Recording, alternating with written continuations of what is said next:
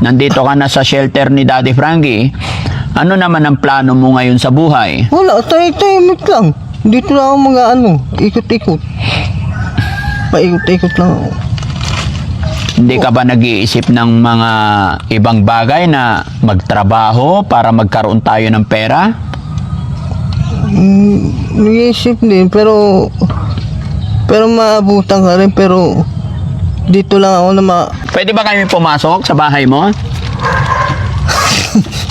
Okay lang, pumasok kami dyan? Ha? Okay, yun. Salamat. Pasok tayo, guys. So, yun mga kababayan, dito rin siya. Ito, palipat-lipat po siya. Kanina mga kababayan, dito po siya. Ito yung kumot niya, tupiin natin. Ay, bakit may dugo yata? Sa sugat niya kasi yan mga kababayan. Sugat niya yan. Dito namin siya muna pinag-stay kagabi nung dumating kami mga kababayan. Dito namin siya idiniretso kasi syempre nag-iingat tayo parati. Pero sa magdamag na minonitor namin, okay naman. Kanina madaling araw siguro 2:00 na umihi ako, lumabas ako. May ilaw, sinilip ko dito siya.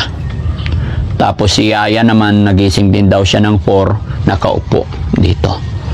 Tapos yun nga, nung 6:00 bigyan ko kape, andito siya. dito lang naman ako. Hindi, doon tayo sa CR maligo. Tapos pagkatapos maligo, para mabango. Tapos babalik tayo dito para matanggal yung mga ano. Tapos gugupitan ka namin, payag ka. Pinakaiingat-ingatan niya mga kababayan yung hair niya eh. Kahapon sinabi ko yan, ayaw niyang ipagalaw. Ako'y mananawagan sa inyo mga kababayan na mahanap yung mga kamag-anak, kapamilya. Halika Kuya JR, baba ka. Malakas ka naman eh, di ba? Oh, dito ka. Oh, dito tayo, dito.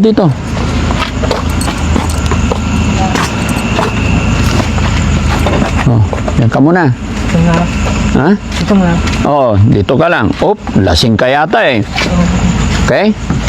Ito muna tayo. Tapos,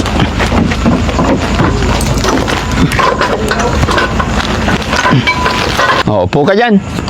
Anong gusto mo? Upo ka. Di ba? Mas maganda yung bahay dito. Bubuksan ko yung ilaw, ah. Ayoko na. Bakit? Ayaw mo na ilaw? Ayoko, kayo na yung gate. Makikita mo naman ako. Ha? Makikita mo naman ako, mahuhuli mo naman ako niyan. Mauhuli kita? Oo. Bakit? Tatakas ka ba? Hindi, makikita mo nga ako eh. Kung anong gagawa ko. Huwag kang lalabas kasi bukas maliligo tayo, ah. Hindi na pwede maligo ngayon kasi ganda ng damit, ah. Yung mga kababayan, oh. Napansin nyo ba yung damit niya doon kung saan natin siya kinuha? Ilang taon na yung damit mo hindi napalitan? Tagal na yun ito. Matagal na yon? Masaya ka ba ngayon na napalitan na? Hindi ka na giniginaw. Hindi ka giginawin. Bibigyan kitang kumot mo dito tsaka unan, ah? Ha? Bibigyan kitang kumot tsaka unan. Pero huwag mong dudumihan. Kailangan magupitan muna, no? Mapaliguan.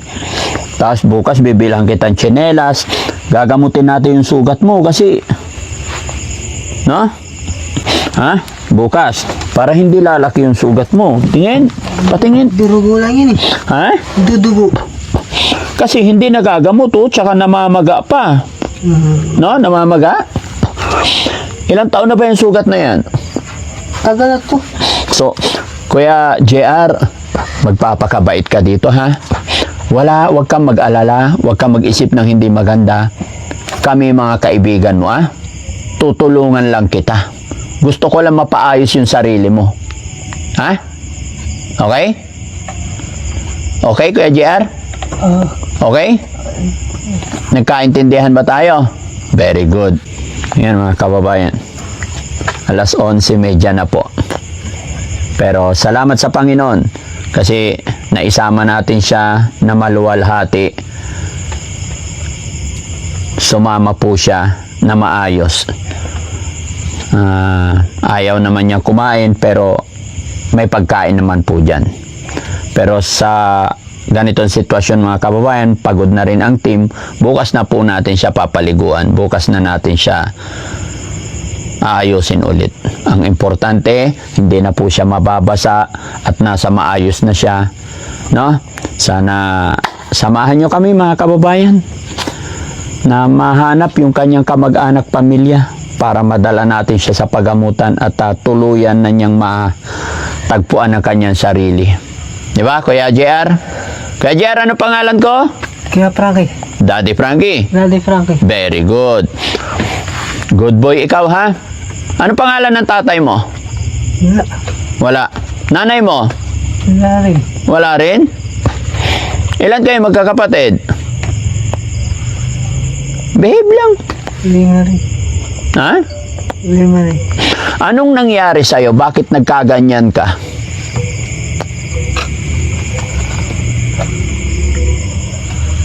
Ha? Okay ba itong tirahan mo? Maganda? Gusto mo dito?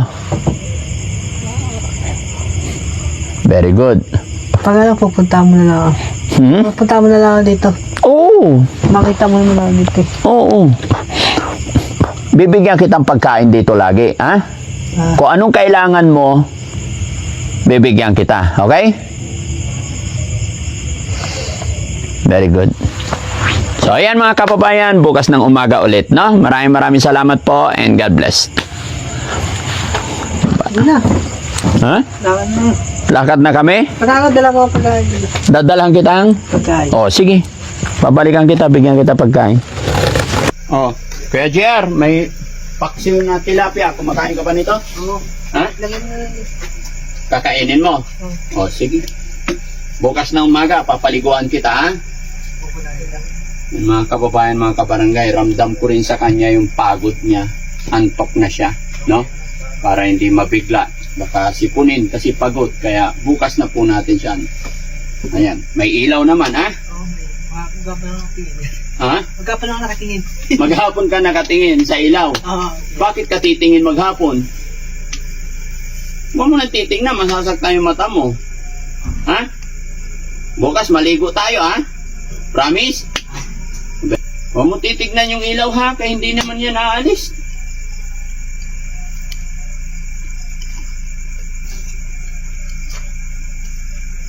Kain ka muna. Kain ka na. Huwag kang mahiya. Medyo mahiyain siya, mga kababayan.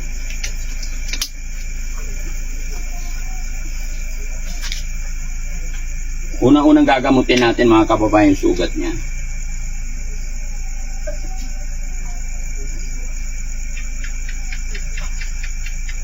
Sige na. Nahihiya siya eh. Eto pa, may pagkain pa dito, ha? Oo. Dami yan.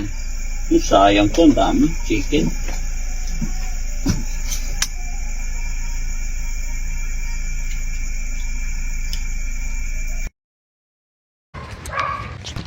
Jer, okay ka lang dyan? Opo, okay lang. Kumusta naman ang tulog mo dyan? Okay din naman. Pahinga din. Kumusta ang pakiramdam? Ayos lang. Anong pagkakaiba doon sa dati compare dito? Dito mas masarap. Makakahiga ka pa. Makakaupo ka pa. Oo. Meron ka pang makakausap. Dito may nakakausap ka. Hindi, nagsasalita. Pero doon, pangit doon. Buses. Kaya mas gusto mo na dito. Oh, very good. Salamat naman, no? Salamat sa Diyos at na-appreciate mo yung bago mong tirahan. Oh, very good. Nakatulog ka naman. Oh. Good. Yung kape mo, ubos na?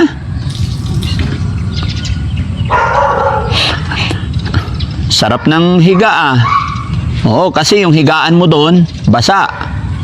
Uulan, mababasa ka. So dito, maganda. Maganda. Ano nararamdaman mo ngayon? Wala, ayos lang. Ayos lang. Masarap po ito. Ano? Masarap yung pakiramdam ko. Masarap na yung pakiramdam mo dito ngayon. So, mas gusto mo na dito. Very good. So, kilala mo na ako. Pangalan ko? Kaya pa. Kuya Frank. Very good. Ano ba inulam mo kagabi?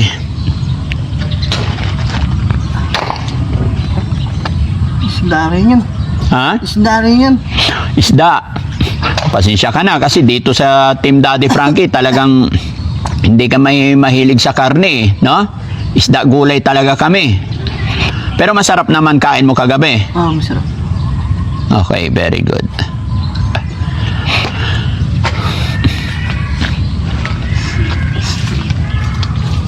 So yun mga kababayan, mga kabarangay, no?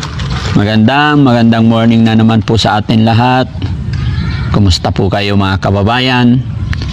Pasensya na kayo, medyo na delay or na late ang gising namin. 7:30 na po ng umaga. Kasi kagabi po, mula nung na-rescue namin si Kuya JR kagabi, mula doon sa kanyang tirahan dati, ay nakauwi kami dito alas 11 na po ng gabi. No? Kaya medyo napagod at hindi namin to binibigla.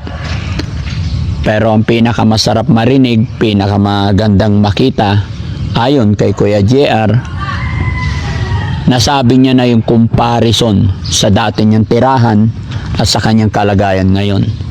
Ayon sa kanya, mas maganda raw pakiramdam niya dito dahil nakakahiga siya ng maayos at nakakaupo rin daw ng maayos. Kaya masarap sa pakiramdam na na-appreciate na niya ngayon. Pero sa umagang ito mga kababayan, susubukan namin siyang hikayatin na maligo. Hindi naman po ito kagaya ni Kuya Oliver mga kababayan. Ang laki ng pagkakaiba ni Kuya Oliver at saka ni Kuya JR. Although alam naman natin mga kababayan na lahat po ng patient natin sa mga ganito ay magkakaiba talaga ng mga pinagdadaanan. Kaya ito mga kababayan, unti-unti natin babaguhin. Kasi ito, nakakausap ng maayos, yun nga lang ang pagkakaiba, talagang hindi marunong maglinis sa katawan. Tapos yung sugat niya sa paa, yun ang unang-una nating aayusin. At nawa po, gabayan tayo ni Lord at i-bless ni God na sana may communicate, sumunod siya sa mga nais natin dahil para rin po yun sa kanya. Di ba, Kuya JR? Naintindihan mo yung sinasabi ko, Kuya JR? Oo. So, gusto ko, Kuya JR, maayos yung sarili mo, ha? Magpapakabait ka dito. Oo. Diyan, makikinig lang naman ako din. Puro nagsasalita eh. Gusto ko kasi mahanap yung mga kamag-anak mo eh, para ipagamot ka namin.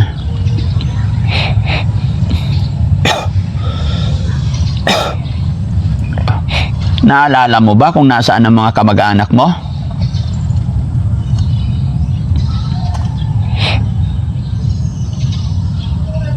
Kuya JR?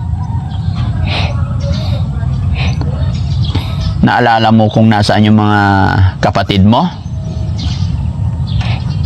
Ha? Kuya JR? Ha? Naalala mo kung nasaan yung mga kapatid mo? Wala na. Basta ako, salita lang ako, salita eh. Pinakikinggan ko lang mga salita. Pinakikinggan mo lang.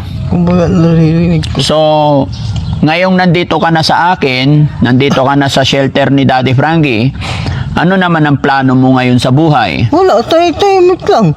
Dito lang ako ikot-ikot. Paikot-ikot lang ako. Hindi ka ba nag-iisip ng mga ibang bagay na magtrabaho para magkaroon tayo ng pera? Nag-iisip din, pero maabutan ka rin, pero dito lang ako nakatindig. Nakaupo. Diyan ka lang nakaupo. Oo, kasi maabutan ka kasi kahit gusto mong gumawa, maabutan ka. Okay. Tignan ko nga kung inubos. Ay, hindi mo inubos yung tinapay mo. Tinapay lang, naubos. Yung kape, naubos Oo, naman. naubos ko din. Naubos mo, tignan. Naubos ko din. Oo. Naubos niya yung tinapay. Mga kababayan kasi, pinag-almusal ko na to. Pinagkape ko na tsaka tinapay kanina. Aga ako nagising, alas 6. Dito na po ako. Bago kasi kausapin yung mga ganito, kailangan laging busog, alalay, pakikiramdaman. Pwede ba kami pumasok sa bahay mo? Okay lang, pumasok kami dyan? Ha? Sige. Okay, yun. Salamat.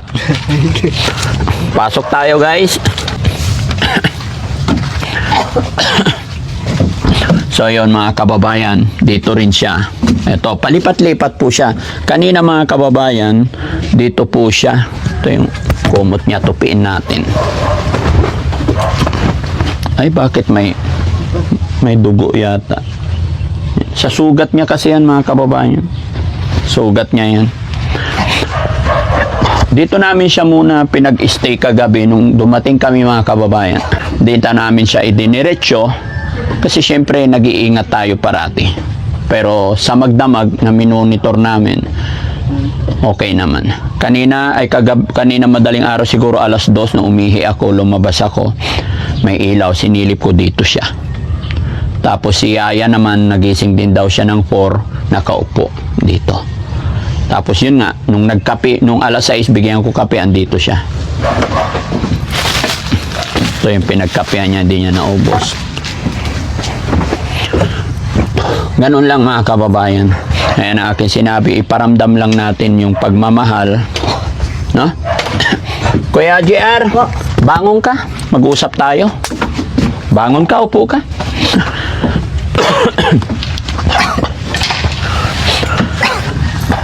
Patingin yung sugat mo. Ayan, oh. Yan ang unang-una kong gagamutin, ha? Sugat, gagamutin natin. Lagyan natin ng betadine. Tapos, tatawag tayo ng nurse. Kung hindi sila busy, papupuntahin ko dito. Pero kung busy sila, tayo ang pupunta doon. Kasi mga kababayan, may nurse din po tayo na pwedeng tawagan. Parang first aid, kumbaga. Kung naalala nyo yung ginawa natin kay Kuya Oliver, pagdating dito, kinulture muna namin yung katawan niya. And then habang hinihintay yung pagpapagamot. Pero ibang sinari naman kay Kuya JR mga kababayan kasi hahanapin ang kamag-anak. Si Kuya Oliver may kamag-anak agad kaya madali. Pero ito, ako'y mananawagan sa inyo mga kababayan na mahanap yung mga kamag-anak, kapamilya para may kasama kami, ano? Pero huwag po kayong mag-alala mga kababayan dahil sa ginagawa ng inyong lingkod, makakaasa po kayo. Nagagawin namin lahat ng aking makakaya. Gagawin namin lahat ang best namin kasama ang aking team para matulungan si Kuya. Lahat po na aming ginagawa ay hindi lang para sa kanya, para sa mamamayang Pilipino. Kailangan gumawa lang tayo ng mabuti parati, no? Kuya JR, maya-maya lang maliligo ka, ha? Okay. Kaya mo na maligo mag-isa? Dito lang naman ako. Hindi, doon tayo sa CR maligo. Tapos pagkatapos maligo, para mabango. Tapos babalik tayo dito para matanggal yung mga ano. Tapos gugupitan ka namin, payag ka. Pinakaiingat-ingatan niya mga kababayan yung hair niya eh. Kahapon sinabi ko yan, ayaw niyang ipagalaw. So para hindi siya magalit sa atin, unti-unti lang kung ano po yung sinasabi niya, unti-unti, wag natin i-violate yung gusto niya. Hanggang sa sunod na mga araw, mapapasunod natin. Pero ang pinakamaganda dyan mga kababayan is mapaliguan para malinisan yung ano, yung sugat niya, no? Tapos itong, hawakan ko lang ha, tignan ko. Ba't nagkaganito tong hair mo? Ganyan lang. Ganyan lang yan. Hindi makati? Ha? Napamakati namin siya eh. Ang hira mo, ganito rin to. Sinit ko mga ano. Kaya paikot-ikot na yun siya. Naalala mo ba, kuya? Alam mo nyo mga kababayan, mas maganda na yung usapan namin ngayon, no? Unti-unting nagre-response na sumasagot sa mga tanong natin. Unlike po dati, na malayo yung mga sagot. So, ito yung sinasabi ko na pakainin, patulugin na maayos, huwag biglain, and then makasa. Natatandaan mo ko, Kuya JR, nag-aral ka po? Hindi nga. Hindi, Elementary. hindi rin. 1 plus 1.